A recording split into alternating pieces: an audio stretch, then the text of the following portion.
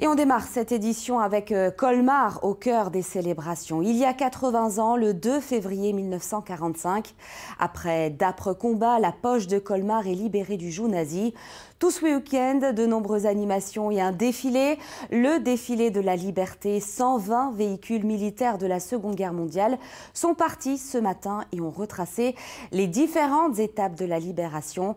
Un passage à travers 25 communes devant des milliers de spectateurs. Stéphane Gaudry, Bernard Stemmer.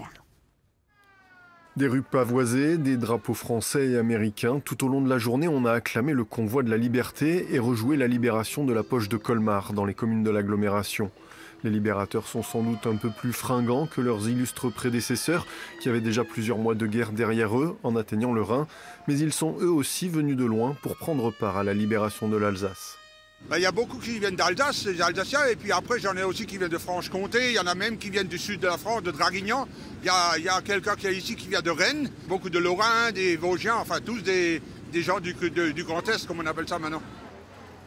Jeep, Dodge, GMC, une centaine de véhicules américains d'époque composaient ce convoi de la liberté que les habitants sont venus acclamer avec une reconnaissance intacte 80 ans après. C'est important parce que c'est vraiment l'histoire de notre pays, de notre région et puis voilà, plus précisément même encore de cette partie du territoire. Une chaleur populaire qui se ressent jusque dans les cabines des camions. Vous voyez tous ces gens, c'est l'émotion, c'est même envers ces gens qui s'intéressent quand même encore à tout ça, à leur histoire. J'aurais pas pensé qu'il y ait tellement de monde à ce point-là. Hein. C'est vraiment chouette, regardez.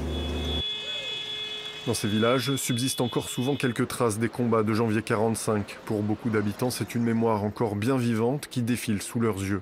On habite juste ici, la maison a été détruite aux 80 ans de la libération et du coup mon grand-père avait l'âge de mon petit, donc forcément on est aux premières loges du coup pour cette grande fête.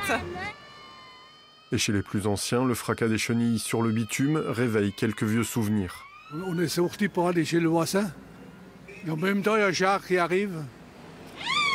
Et de l'autre côté de la route, il y avait un noyer. Il s'est mis derrière le noyer et il a tiré parce que la route toute droite et au bout il y avait un restant. Il a fait sauter le restant parce qu'il y a encore des Allemands dedans. Tout au long de la journée, chacune des communes de l'agglomération a pu acclamer le convoi. Demain, il défilera dans Colmar pour les cérémonies officielles de la libération de la ville.